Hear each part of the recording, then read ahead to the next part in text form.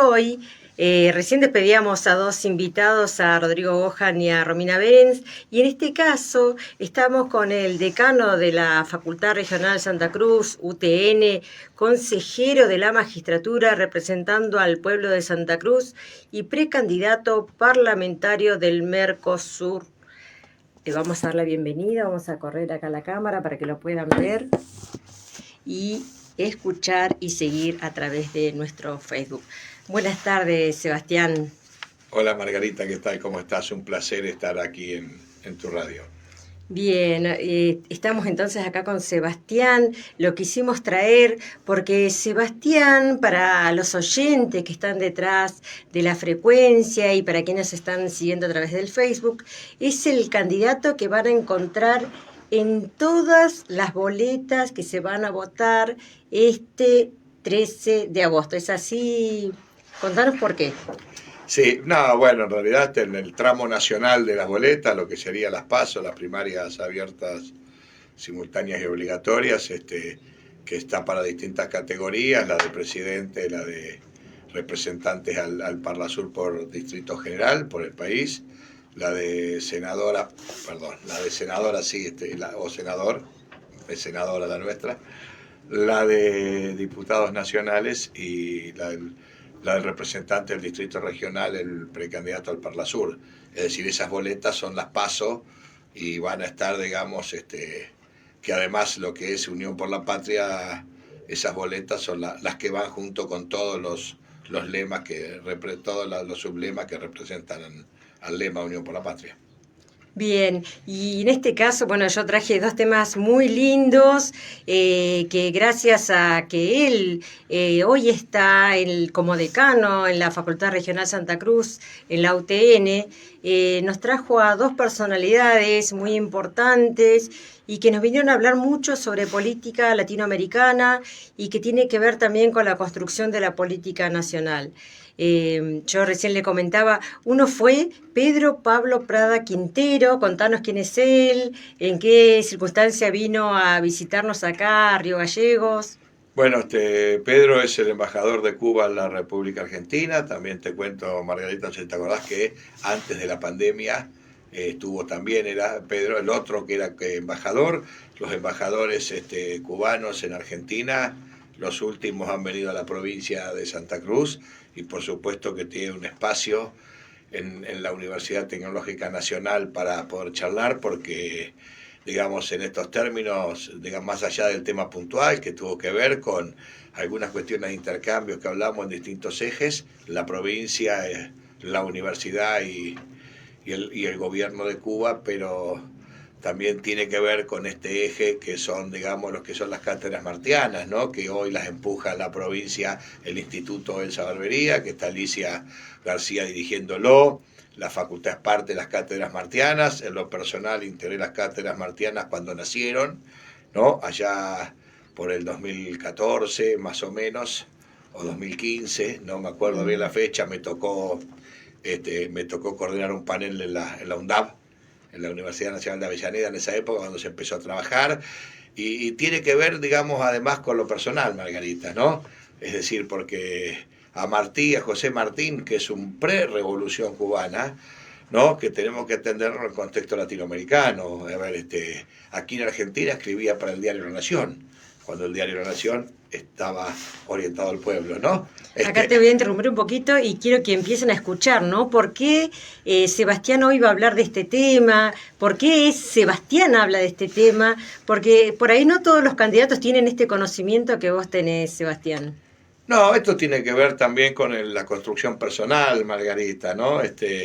A ver, yo, digamos, mi construcción con la Patria Grande viene de chiquito, de la historia, ¿no? Del sueño de San Martín, de Bolívar, de Belgrano, ¿no? De todos aquellos que luchaban y que entendían en ese momento que teníamos que construir la Patria Grande para poder plantarnos frente al mundo, ¿no? Entonces, tiene que ver, cuando uno dice plantarse frente al mundo, tiene que ver con cuestiones no solamente económicas, ¿no? Sino tiene que ver también con cuestiones, sobre todo también sociales y de cómo entendemos. Cuando uno analiza Sudamérica, y cuando analiza también ¿no? O la América Latina y el Caribe, cuando empezamos a trabajar ahí, empezamos a ver que tenemos realidades parecidas. Yo permití una pequeña anécdota. Iba de Guatemala, iba de la ciudad de Guatemala a Copán, en Honduras, en una especie de remis, ¿no? Entonces íbamos por ahí y veo una vía de un ferrocarril. Entonces el que manejaba, le digo, mientras yo tomaba unos mates, le digo, tienen ferrocarril. Y me miró y me dijo, teníamos. ¿Cómo tenían? Sí, dice, acá el ferrocarril funcionaba hasta el año 1995. Dice que el gobierno que estaba privatizó, cerró, no andan más. Y ese día uno reflexiona y dice, porque uno a veces nosotros nos creemos el ombligo, ¿no?, del mundo, o el ombligo de América. Y ese día dije, pucha, año 95, no me acuerdo el nombre de quien gobernaba Guatemala, para serte honesto.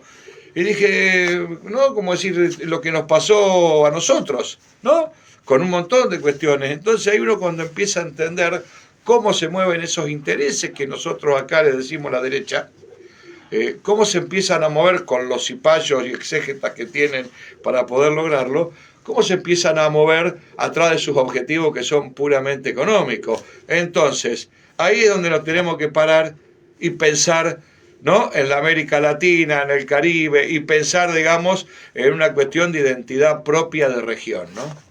Claro, él cuando estuvo nos habló América Latina en el equilibrio del mundo, recuperar la integración y los mecanismos. Él dice, sobran fronteras. Nos habla de esto que vos estás diciendo, la teoría de la emancipación y la segmentación colonialista. Pero totalmente, cuando uno revisa un poco la historia, quiero aclarar que soy decano de la Tecnológica, no de una facultad de historia, ¿no? Pero me gusta y me apasiona, porque creo que poder entender el pasado nos sirve para transitar el presente y proyectar hacia el futuro.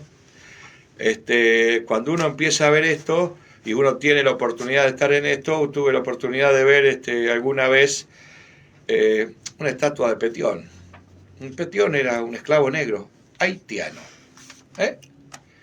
Que fue el esclavo que la mamá de Simón Bolívar le regaló a Bolívar, cuando alcanzó la mayoría de edad de la época, para que lo asista. Lo acompañó a Bolívar mucho tiempo, Simón Bolívar lo libera, él sigue con él, se vuelve a Haití, y el primer hecho revolucionario de América es en Haití. Son las cosas que no sabemos, ¿no? Porque en esa isla donde vos tenés Haití y tenés Dominicana, las diferencias son abismales, ¿no? Fíjate la miseria, el terremoto, ¿no? Cómo está de un lado de una misma isla chica, y tiene que ver con estas cuestiones de las cuales nos tenemos que posicionar, porque en realidad nadie sale solo de esto, se sale desde lo colectivo, y lo colectivo es la región, y tiene que ver con el potencial que tiene la región, el potencial que tiene más allá de sus hombres, de sus pensadores, ¿no?, que tiene mucho que ver, tiene que ver con los recursos. Los recursos, los patrimonios culturales, los patrimonios, es decir, la región es muy importante en esta, y no entendemos, ¿no?, como dice el dicho, divide y reinarás. Lo que tenemos que poder entender es justamente eso, y entenderlo desde ese sentimiento, independientemente de algunas ideologías que tengamos. Yo siempre uso de ejemplo en esto a Santos, que fue presidente de Colombia, en las antípodas de mi pensamiento ideológico, ¿está? Y él era un representante de la burguesía colombiana, pero él fue, cuando el UNASUR, presidido por Néstor Kirchner, se acercó y limó las asperezas con Venezuela. Entonces tiene que ver, porque él representaba a la burguesía colombiana, y la burguesía colombiana trabajaba para Colombia, no como Uribe, que trabajaba, ¿no?, para el extranjero, para el norte, para lo otro. Más bien un cipayo de eso que tenemos tanto en este país también, y tiene que ver con esas cosas, ¿no? Bueno, cuánto aprendemos, ¿no? Con Sebastián aquí, por esto que dice él, ¿no? Que tiene que ver mucho con su formación. Le queremos enviar muchos saludos y cariños a toda la gente que nos está siguiendo a través del Facebook, a Viviana García, a Cristian Borges, a Fabián Coli, a Gisela Castillo, a Juan Carlos Bustamante, a Janet Alvarado, a Inés Martín, a Iván Machado, a Cirla Meyer, a Cecilia Campos, Seba Bustamante, Claudia Heredia, que está de cumpleaños, a Catherine Sánchez, Jazmín Rodríguez, a Carmen Murga. Muchas gracias por estar ahí, porque es muy importante escuchar a nuestros candidatos y recordamos que estamos con Sebastián Puig, decano de la Facultad Regional Santa Cruz de la UTN, consejero de la magistratura representando al pueblo de Santa Cruz y precandidato parlamentario del Mercosur. Y estamos hablando un poco de política de América Latina, que es lo que nos ayuda a la construcción de nuestro gobierno nacional. Y estábamos hablando de Pedro Pablo Prada Quintero, quien estuvo en Río Gallegos, quien estuvo en el auditorio de la UTN y que nos dejaba muchos conceptos. Entre estos que vos estabas mencionando, él dice: el problema no es la pobreza, sino la desigualdad. Lo que tenemos que hacer es imponer una ética de solidaridad frente a la ética de mercado. Sí, eso es tan claro, Margarita, que no admite que le agreguemos cuestiones, ¿no? Digamos, es que es así, es totalmente, porque en realidad lo que no tenemos, que a veces tendemos a confundirnos, son las causas y las consecuencias. ¿Está? En realidad la pobreza es una consecuencia, no es una causa. Entonces, cuando se quiere analizar la pobreza desde la cuestión caritativa, ¿no? De las damas de beneficencia, de ese tipo de cuestiones, se hace de una consecuencia, se hace de causa. Vos, para que algo se solucione, tenés que atacar las causas de lo que sea. ¿Qué hacemos cuando no queremos? Cuando hacemos, como decíamos en el barrio, sí, jarabe de pico, ¿no? Cuando, es decir, es confundir o rotar. Yo no creo en los onzos, es otra la palabra que se usa, pero a esta hora no, y menos en un programa educativo. Claro, no como creo, es, las sonrisas se dibujan en la escuela. No creo los onzos, ¿está? No creo, creo que digamos que cuando se va avanzando no existen. Entonces tenemos que ver cuál es la intencionalidad que van teniendo, ¿no? Por eso lo planteo. Uno ve, ¿no? Y a veces uno ve cuando determinados personajes, habitantes de este país, hablan, ¿no? De Suecia. Porque en Suecia pagan el 80% de impuestos. En Alemania tienen un impuesto a la riqueza, que lo hizo Angela Merkel. Impuesto, no aporte solidario, impuesto a la riqueza. ¡Qué bien que está!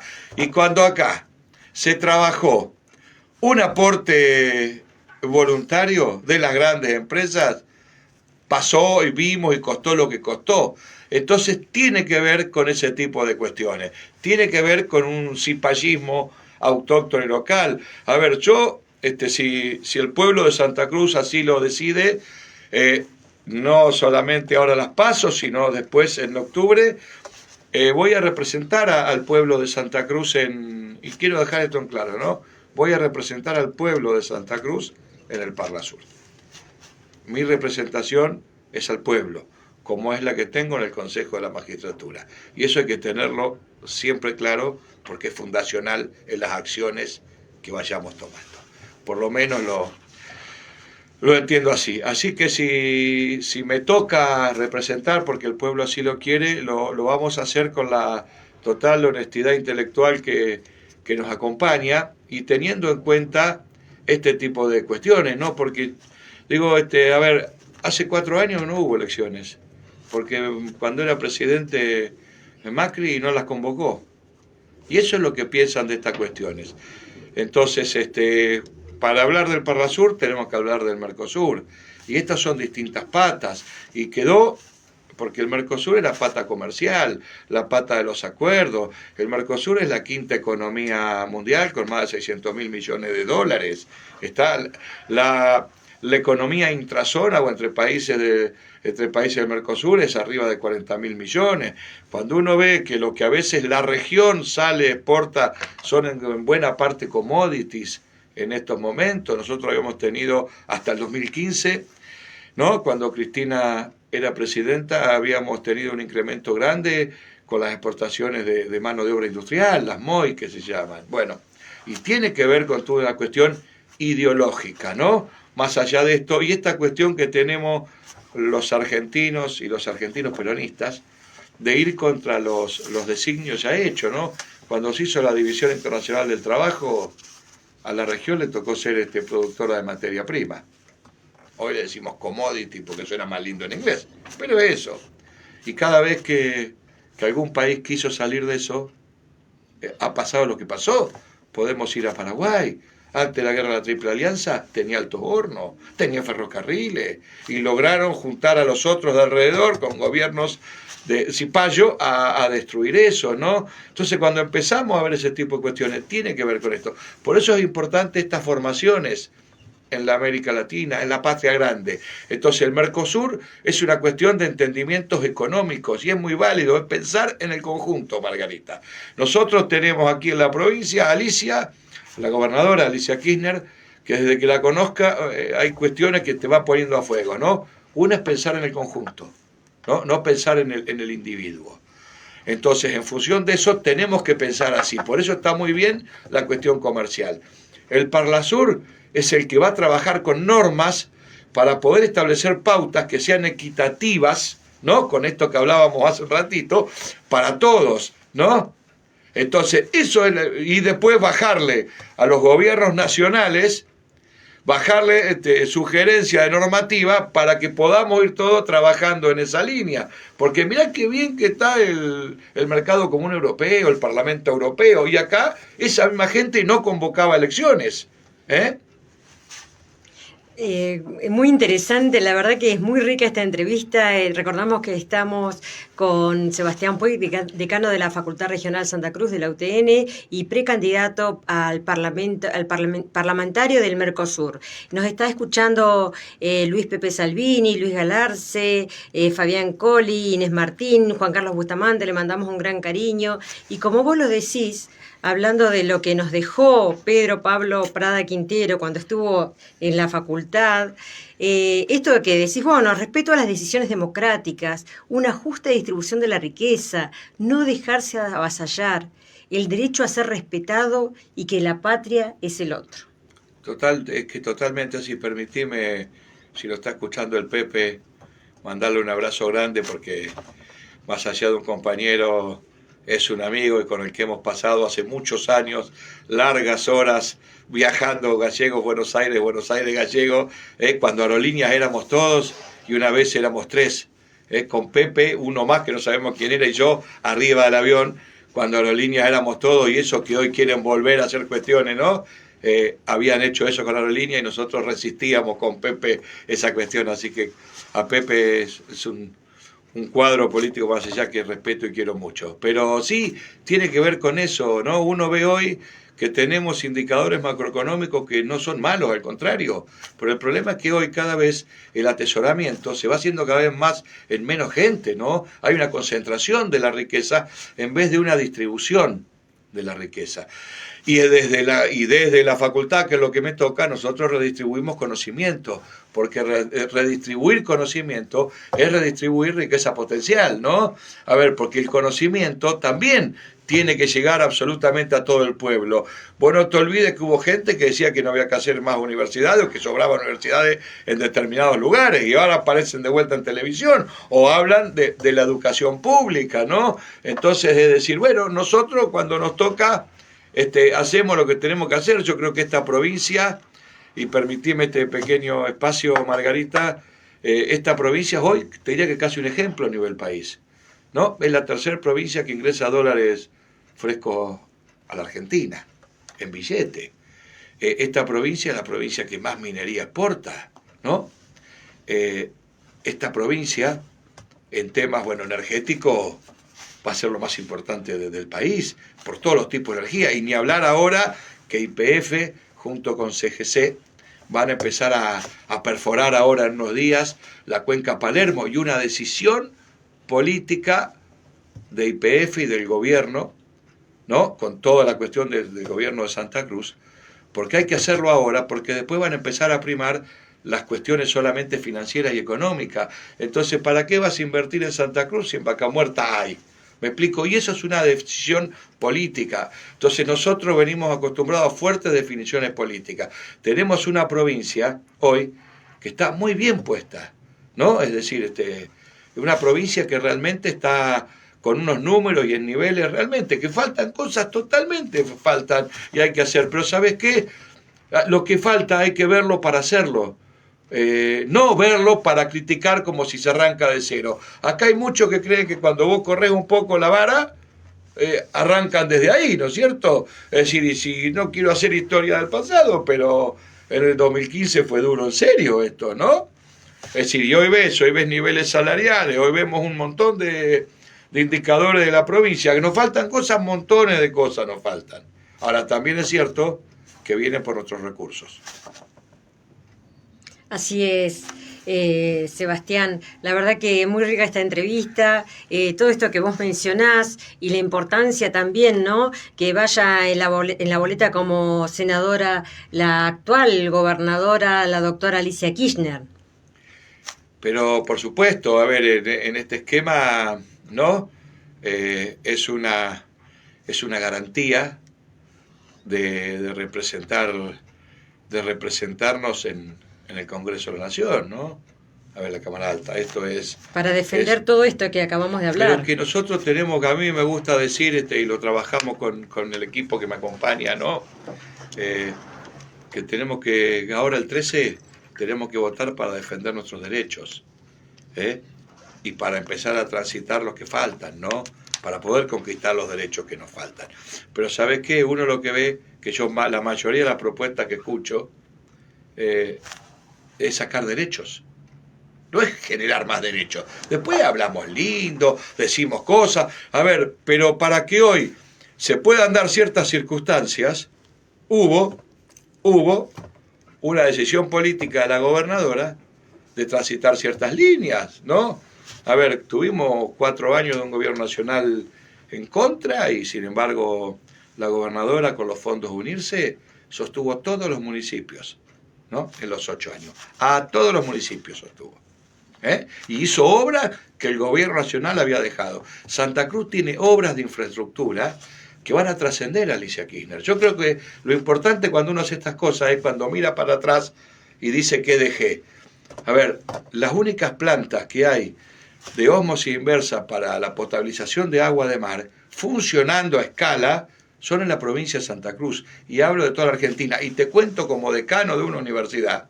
Me llaman mis pares, mis colegas, porque quieren mandar estudiantes a visitar las plantas. A ver, y te estoy hablando de 29 ciudades de 12 provincias, porque lo ven en sus materias, pero nunca vieron una andando. Son teóricos. No, pero que eso pasa. A ver, Santa Cruz, las represas, a ver, cuando lo analizamos, Margarita, la verdad que el que le toque gobernar Santa Cruz después de esto, la vara no está baja, A ver, podemos hablar, podemos decir lo que querramos, podremos hacernos, digamos, podremos decir cualquier cosa para captar un voto o 2 votos. Cualquiera, no estoy hablando, a ver, de todos los partidos, digo, Como ve, a ver, yo me gustaría que en vez de escuchar el odio hacia el sector, hacia el proyecto en el que yo milito y acompaño, más el odio que propuestas de gobierno, ¿está? Porque decir voy a mejorar los salarios es hermoso. Todos queremos, ¿cómo? Por dar uno de los temas, voy a aumentar la producción ganadera. A ver, ¿cómo lo vas a hacer? Bueno, me parece que esas son las discusiones que hoy veo que faltan en esta campaña a nivel gobernador, ¿no? Sobre todo los que quieren acceder al gobierno desde los otros lemas. Me parece excelente todo el relato, Sebastián, porque bueno, como dije antes, sos una persona que tiene muy buenos vínculos, tenés una base maravillosa que a nosotros nos hace crecer, esto que dijiste, gracias a una universidad pública. Yo he podido ir creciendo profesionalmente de cada una de esas charlas que he podido acercarme y que he podido estar presente. Y en otra de ellas, el 17 de mayo, también estuvo Fernando Vaca Narvaja, y él nos habló de la ingeniería vinculada a la comunidad organizada. Sí, esa fue en realidad fue muy bueno, además porque él venía con una charla, Fernando, que vino con Alejandra Portatadino, que es una síntesis de muchas cuestiones, ¿no? Alejandra es de la comunidad de LGBT. Alejandra, que estuve con ella después en Tandalor, donde trabajo, y ella me decía, mirá, Seba, me dice, hace 28 años yo entré acá como varón, era Alejandro, ¿está? Y es una de las personas que está trabajando en diseños, ¿no? Porque es una ingeniera que está trabajando en diseños de equipamientos de submarino, ¿está? Es decir, y que también nos dejó un mensaje, me acuerdo, cuando ella finalizó, dijo, yo trabajaba en una empresa donde ganaba muchísimo dinero, pero hoy soy feliz porque trabajo en la ingeniería, ¿no? De la comunidad organizada. Claro, porque son los ingenieros sin fronteras. Los que ingenieros así se sin fronteras. Que trabajan proyectos en todo el país y en la patria grande. Y lo de Fernando, obviamente, que tiene una experiencia de vida, de trayectoria de militancia, donde pudo charlar, donde, si vos te acordás, los asistentes le pudieron preguntar absolutamente de todo, ¿no? Hasta su pasado cuando estaba en la clandestinidad. Sí, y se charló y se pudo hablar y de cómo ve hoy las cuestiones, ¿no? Y de qué no haría, de qué haría, y pensarlo en términos de la comunidad organizada, porque en realidad el peronismo es eso, y eso es lo que tenemos que trasladar a todos los ámbitos donde estamos, y es lo mismo que venimos a decir, nadie se salva solo. A veces te hacen creer que vos te salvás sola, es mentira, la meritocracia es un cuento, Margarita.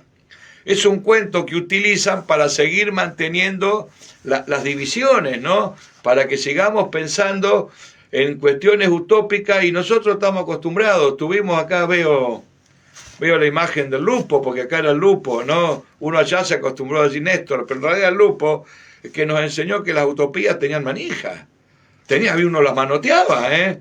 Eso era impensado, ¿no? A mí me gusta decir siempre que yo empecé la militancia política en el 82, ¿no? Cuando empieza ya a hacerse directamente a fines del 82, inminente la democracia, y nos decían que la política era darte lo posible, hasta que vino el Lupo y nos enseñó que la política es una herramienta de transformación de la realidad, y Alicia Kirchner nos enseñó que no existen los beneficiarios, que existen los sujetos de derecho, y esas cuestiones que parecen palabritas, en realidad tienen un contenido muy fuerte y muy importante, que me parece que es lo que nosotros tenemos que llevar a todo el ámbito que nosotros nos movamos. Cuando uno piensa en Latinoamérica, hoy hablábamos, Mercosur, el Parlasur, que tiene un rol deliberativo y legislativo, y nos está faltando lo que destruyeron, que era la cabeza política de eso, que era el UNASUR. ¿Está? Porque el UNASUR era la cuestión política de la patria grande. Pero vos imaginate, la patria grande molesta mucho, siempre están dividiendo. Ganamos un país, 2 países, 3 países, ¿no? Es decir, cuando vos te fijás la conformación. Por eso digo, rescato a Santos en su momento, a pesar de que ideológicamente no comparto, pero Santos se sumó a esta cuestión de la patria grande. Y hoy lo que uno ve es que eso es lo que nos falta. Brasil, con Bolsonaro, retrocedió montones de casilleros en cuanto a la cuestión de dólar, de ideología y de montón de cuestiones. Salud, Dios mío. Bueno, pero eso tiene que ver con lo que pasaba acá, ¿no? Acá nos comimos el cuento de que somos todos blancos, ¿viste? No es así la historia, ¿no? Nosotros tenemos que empezar a repensar y mirar para adentro. Yo te soy sincero, yo a Bolivia, a Perú, a Chile, a Paraguay, yo les envidio las raíces morenas, las raíces de los pueblos las raíces originarias en realidad, no de los pueblos. ¿Está? Y el sentido de pertenencia e identidad. Y aún la tienen, y nosotros, ¿me explico? Sí, sí. Entonces digo, tiene que ver con esas cuestiones, ¿no? Es como dice, viste la canción de La Maldición de Malinche, pero si viene cansado el indio de andar la sierra, lo humillamos y lo vemos como extraño por su tierra. Todas estas son las cuestiones que tenemos que repensar. Y eso es lo que tenemos que llevar al Parlasur. Entonces, cuando me preguntan qué es el Parlasur, es que Santa Cruz tenga una representación directa en la Patria Grande. Le mandamos un gran cariño a Tito Irazoqui, que se ve que por fin se pudo conectar, Ariel Tavia, también está Santiago Torres, dentro de toda la gente que estuvimos mencionando y que estuvimos mandando cariños. Y ya para finalizar, ahora te voy a traer a Loy, a la Universidad Tecnológica. Ustedes tienen una nueva propuesta que es Focalae. ¿Qué es? Es una formación, es una propuesta. Perdón, está en tu Twitter, por eso lo traje. Tiene que ver con el tema de la lengua y eso, sí. Es una de las nuevas propuestas que hacemos con coreanos y esas cuestiones. No, está bien, perdóname, de idioma. Estamos trabajando un laboratorio de idiomas porque estamos trabajando mucho el chino, con muchos vínculos, ¿no? Con la Casa de Santa Cruz y la Embajada de China, ¿no? Que hicimos la cátedra china, ahora estamos por largar la cátedra Confucio. Esto tiene que ver con... Me agarraste, yo estaba seteado el candidato, lo tomé Margarita. Twitter, parece. ¿Está? A ver. Estabas en el candidato. No, sí. Yo lo que pasa es que vine seteado en términos. Otra de las cuestiones que ofrecemos a la comunidad. Nosotros entendemos que... Para recordar a quienes nos oyen, Sebastián Puig hoy es candidato, pero él es el decano de la Facultad Regional Santa Cruz, UTN, consejero de la magistratura representando al pueblo en Santa Cruz y precandidato parlamentario del Mercosur. Estuvimos hablando un poco de política de América Latina, hablamos del diplomático cubano que nos estuvo visitando, recién hablábamos de también la visita de Fernando Vaca Narvaja y lo traíamos a un tema de acá, de la UTN Río Gallegos. Y también te hago otra pregunta, Sebastián. ¿Qué significa para la UTN el día 31 de julio se celebró el Día de la Siderurgia? Contanos. A ver, la UTN nace, y esto es la otra parte, ¿no? Porque más allá de mi bagaje personal con respecto a la Patria Grande, ¿no? Yo pertenezco a una universidad que nació obrera y trabajadora. Y en el año 48 decide obrero y trabajador, es decir, peronista. Está una universidad que ha formado a muchos, pero digo, tiene esa cuestión, ¿no? En ese entonces, el general Perón, presidente del país, para poder llevar adelante un plan estratégico de nación, incluyó esto, ¿no? El estudio universitario, y darle a los trabajadores la capacidad y la posibilidad de que se formen. Entonces, de hecho, te digo que el 19 de agosto la Universidad Tecnológica cumple 75 años. Es nuestro día y te cuento además que si no me has escuchado por ahí porque me gusta, porque es un orgullo lo personal, el artículo primero de la ley de creación de la Universidad Obrera dice: instáurese para todos los obreros y obreras provenientes del ciclo de aprendizaje, porque esto tenía que ver con primero los oficios que se crea Perón, la Comisión Nacional de Aprendizaje, ¿no? y orientación profesional, crea los oficios, se crea la escuela fábrica y después viene la Universidad Obrera.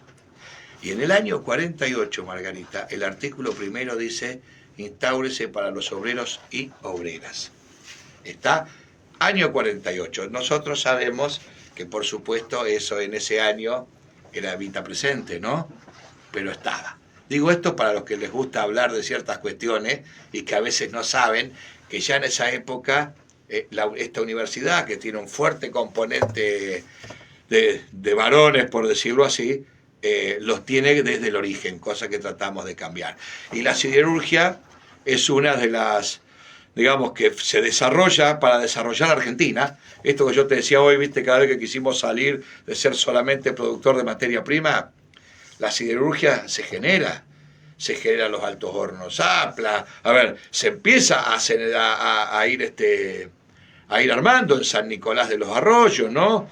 Donde todo eso hoy está todo privatizado desde los 90, pero que en realidad la siderurgia era muy importante. Uno cuando éramos chicos en la escuela había un famoso almanaque mundial, le decían, que vos veías ahí, entonces decías qué países eran, cuántos kilómetros de ruta, cuántos kilómetros de vía, cuántos habitantes, cuántas rutas faltadas, cuántos aeropuertos, ¿no?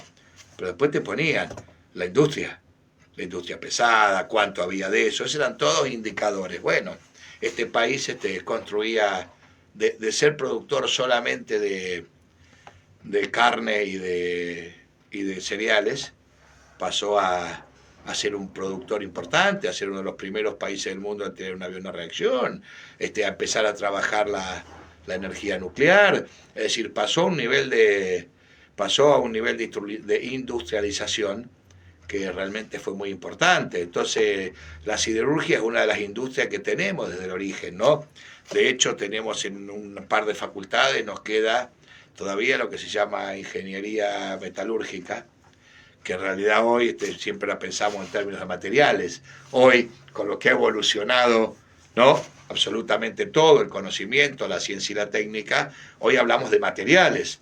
Pero bueno, la siderurgia es eso, la siderurgia era potencia, la siderurgia era tener un motor importante. Entonces, para esta universidad que sacaba a los ingenieros de fábrica, justamente para eso, cuando empezó, ¿no?, es un día que nos pone, digamos, que siempre nos recuerda. Nosotros somos muy respetuosos de esos temas, porque son los que fue construyendo para que seamos la universidad que somos, ¿está? A ver, es una universidad que piensa en el desarrollo regional, por eso esta facultad pudo crear una carrera de ingeniería en energía, pensando en el desarrollo de Patagonia Sur, pero de nuestros recursos, que son los que tenemos que cuidar. Y frente a esta cuestión del Parla Sur es lo que me voy a ocupar, ¿no? De cuidar y de nuestros recursos, no solamente los recursos físicos, los recursos humanos, nuestro patrimonio. A ver, ¿no? Tenemos todas las actividades, es decir, es una cuestión que es interesante y más para lo que nos gusta, que es poder pensar Santa Cruz, Argentina, desde el pensamiento de la patria grande. Las batallas que se pierden, Margarita, son las que no se dan. Así que es lo que le decía los otros días a una candidata muy jovencita que estuvo, que hay que involucrarse y hay que participar. Si te quedas en la casa, no logras nada. Estábamos acá con Sebastián Puig, para que nos están escuchando, en Las sonrisas se dibujan en la escuela, precandidato parlamentario del Mercosur. Él es decano de la Facultad Regional Santa Cruz UTN, consejero de la magistratura representando al pueblo de Santa Cruz. ¿Algo más que nos quieras dejar dicho, Sebastián?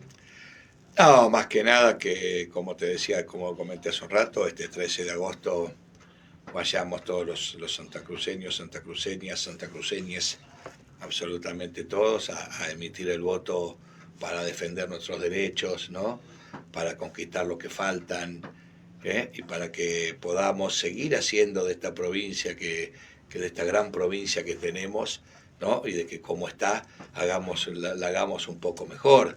Creo que es el legado que nos dejó Néstor.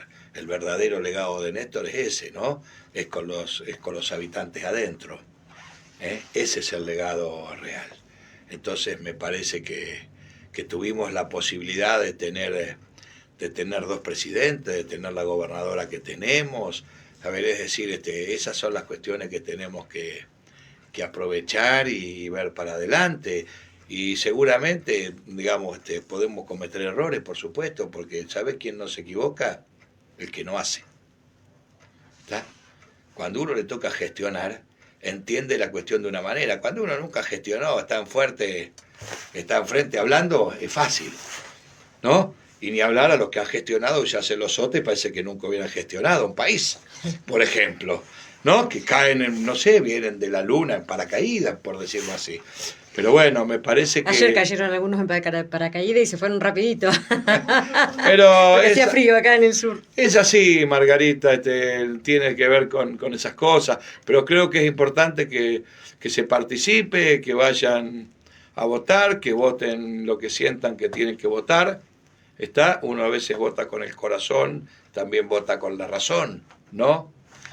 Cada uno sabrá cómo lo va a llevar adelante, pero siempre convencido de que no podemos aflojar, de que tenemos que seguir trabajando para esto, porque en realidad no trabajamos por nosotros, trabajamos por las generaciones que vienen. Por eso cuando vos vas a la facultad y ves una escuela técnica media, uno que escucha hablar de las cosas ahora fácil, ¿viste?, en lenguas fáciles en esta época de campaña de algunos y algunas, ahí en la facultad funciona una escuela técnica, que de los cuales de 15 o 16 que hubo la Olimpiada de Matemática, 13 eran de esa escuela pública, ¿está? Y pasaron, ¿no?, a la final. Entonces digo, si van a hablar algunos, sería bueno que lean un poco, se instruyan y sepan lo que dice. Yo lo entiendo desde la política, desde el odio, desde la oposición, de tratar de ser. Pero la verdad me parece que a veces uno escucha, cuando uno tiene la oportunidad de leer los números de Santa Cruz, que son públicos. ¿Está? Bueno, ahí eso es como decimos, dato, ¿no? Datos. El dato mata. No hay nada que discutir. Hoy escuchaba un candidato que decía que él haría desaparecer el Consejo de Educación y haría desaparecer el Ministerio de Educación, porque nosotros tenemos que depender directamente del Ministerio de Educación de la Nación. La verdad que hay gente que se le da micrófono y desconoce totalmente que somos un país federal, que cada provincia tiene su sistema y que es así para mejorar y para hacer lo que dijimos al principio, una distribución igualitaria para todos y todas. Totalmente, ahí se que está acá atrás, de Huelva, el Lupo, por suerte no cerró la educación técnica cuando este país la cerraba. Y esta gobernadora, con su Consejo de Educación, duplicó las escuelas técnicas, porque hoy lo que hace falta es eso, porque hablamos de la ley 7030, y no hablamos de formar y capacitar. Formar recursos humanos para que pueda trabajar en estos bienes, en estos recursos que tiene nuestra querida provincia. A eso es lo que apunto, por eso te vuelvo a decir. Hay de todo y para todo la viña del Señor, decía mi abuela. Y podemos discutir muchas cuestiones, pero ¿sabes qué pasa? A esta altura de mi vida con los necios no vale la pena ni escucharlos.